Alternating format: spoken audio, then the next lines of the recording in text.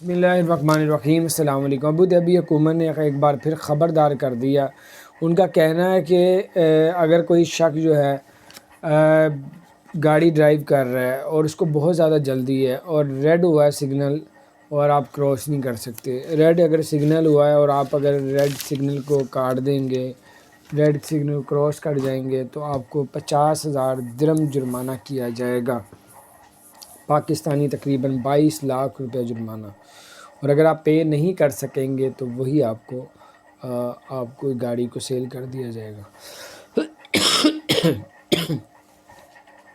تو بہرحال یہ کچھ اپڈیٹ تھی، میں نے کہا آپ کو بتا دوں کہ اور جو بچوں کا ہوتا ہے روڈ کراس کرنے والا زیبرا کراس جس کو کہتے ہیں، اس میں بھی لوگوں کو آپ ضرور جگہ دیں کہ وہ، اور جو زیبرا کراس کے اوپر سے نہیں روڈ کراس کرے گا دوسری سائڈ سے کرے گا تو اس کو 500 درہم کا جرمانہ کیا جائے گا۔ اپنا خیال رکھیں، اللہ تعالیٰ آپ سب کو اور ہم سب کو ہر طرح کی مصیبت آفتوں سے بچا کے رکھے۔ السلام علیکم۔